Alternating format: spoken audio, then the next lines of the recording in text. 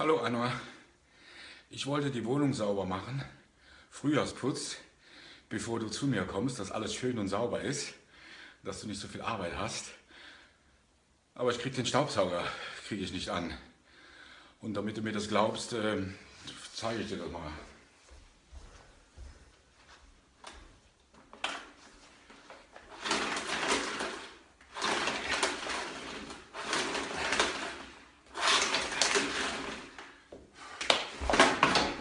Keine Ahnung, was da los ist. Aber ich glaube, das musst du machen.